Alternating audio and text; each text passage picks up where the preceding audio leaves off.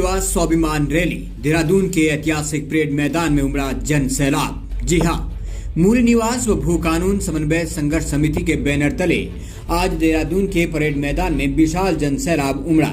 राज्य में मूल निवास 1950 लागू करने की मांग को लेकर लोगों में आक्रोश देखने को मिला। परेड मैदान से कचहरी स्थित शहीद स्मारक तक मूल निवास स्वाभिमान महारैली निकाली गई। महारैली में उत्तराखंड के कई जिलों के लोग, साथ ही सामाजिक संगठन, राजनीतिक दलों के नेता, कार्यकर्ता व राज्य आंदोलनकारी भी शामिल हुए। राज्य आंदोलनकारी प्रदीप कुकरेती ने कहा है कि विषम भौगोलिक स्थिति वाले राज्य को आजादी 42 शहादतों के बाद मिली है। हमारी मांग रही है कि राज्य में 1950 का मूल निवास लागू हो, साथ ही हिमाचल की तर्ज पर भू कानून लागू हो और इसके लिए हम सभी लामबंद हो चुके हैं। इसका आगाज आज हो चुका है और यदि इसमें कोई भी ढीला हवाली की गई तो आने वाले समय में हम इससे भी बड़ा जन सैलाब सड़क पर उतारेंगे। देहरादून के ऐतिहासिक परेड मैदान से डीसीपी न्यूज के लिए मनोज चौहान की रिपोर्ट। देखिए, हम लोग विषम परिस्थितियों सीमांत प्रदेश के लोग हैं। 42 से ऊपर शहादत देने के बाद इस राज्य की परिकल्पना पूरी हुई है और लगातार जिस प्रकार से राज्य आंदोलनकारियों ने जिस प्रकार को आवाज को जो उठाया था, आज पुनः इस बात की पुष्टि हो चुकी है। जनता की समझ में आया, नौनियालों के समझ में आया और ये लामबंदी दोबारा हुई है। ये वही स्थान है जहां से पृथक उत्तराखंड राज्य आंदोलन के लिए 1.25 लाख की रैली निकली थी। एक मुहाना यहाँ था, एक अगला मुहाना आगे था। तो ये एक लामबंदी हो चुकी है और माननीय मुख्यमंत्री सरकार इस बात को मान चुकी है कि मूल निवास जो था वो बना हुआ था, बनता था।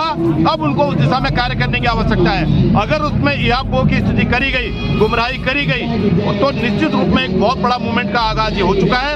सशक्त भू कानून हमारे को सख्त चाहिए, जो हिमालय तर्ज पे तमाम प्रदेशों के अंदर अपनी सब नीतियां बनी हुई है। उसी पैटर्न पे 371 के पैटर्न पे हमारे को यहाँ काम करने की आवश्यकता है, ताकि हमारे छोटे छोटे, चाहे वो ठेकेदार हो, रोजगार हो, समूह हो, तमाम चीजों को लेकर व्यवस्थाएं बनानी होंगी। अन्यथा ये दोबारा फिर जो है पृथक नया उत्तराखंड राज्य की मांग हो जाएगी।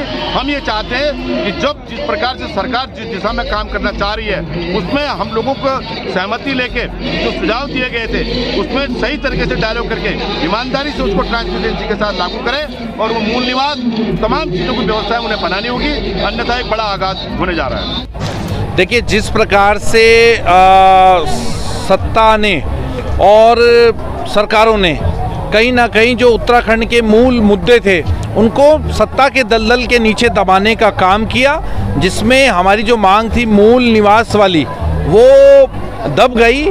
आज एक लोगों में जन जागृति उत्तराखंड के लोगों में आई है। उत्तराखंड का युवा, बच्चा, बूढ़ा, महिलाएं सब आज सड़कों पर हैं और कहीं ना कहीं ये कहा जा सकता है कि सरकार को अब इस मांग को पूरा करना पड़ेगा, मूल निवास भी देना पड़ेगा और कहीं ना कहीं भू कानून की जो मांग है उसको भी पूरा करना पड़ेगा।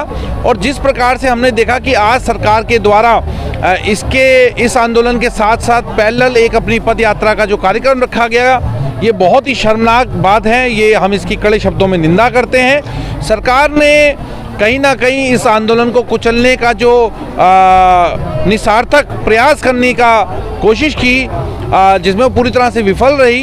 तो हमें लगता है कि सरकार नहीं चाहती कि उत्तराखंड के लोग आंदोलन करें, उत्तराखंड के लोगों को उनका अधिकार प्राप्त हो, उत्तराखंड के लोगों को उनकी मांगें पूरी मिले।